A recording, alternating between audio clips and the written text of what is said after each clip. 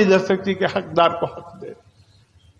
مارے جوان اپنے ہاتھوں میں ڈگری لے کر پھر رہے ہیں, میرٹ پر نوکری نہیں ہو رہی, اتنا لاکھ لاؤ. ملک کا نظام کیسے صحیح ہوگا؟ آپ مجھے بتائیں. یہ خونخوار درندے جو اعلیٰ منصب پہ بیٹھے ہیں, ایک بے روزگار نوجوان سے پیسہ مانگ, اس کے پاس پیسہ ہوتا تو اپنا کاروبار نہ کرتا.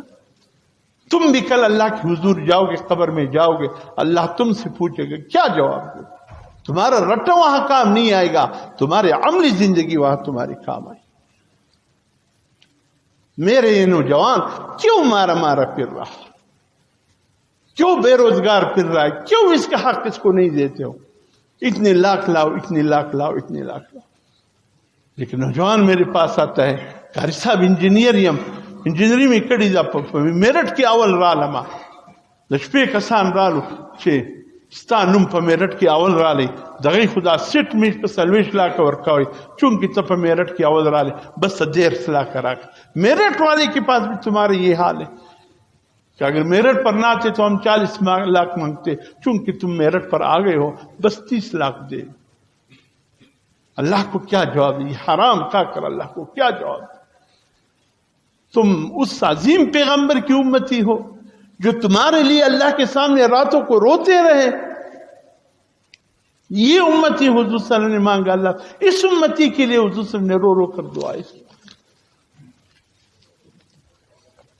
میرے محترم دوستو, ہمیں کردار بدلنا ہوگا, اخلاق بہتر بنانا ہوگا, اچھے رخ پر آنا ہوگا, پیغمبر صلی اللہ علیہ وسلم کے اسوہ حسنہ پر آنا ہوگا.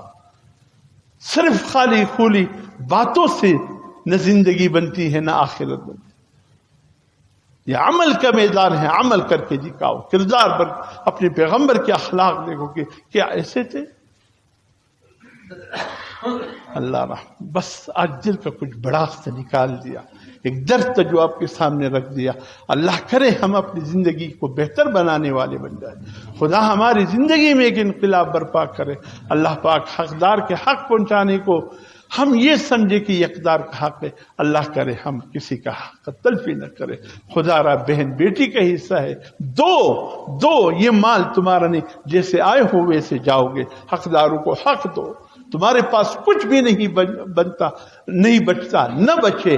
حقدار کو حق دو, جو بچے گا اللہ اسی میں برکت ڈالے گا. اللہ عمل کی توفیق عطا فرمائے.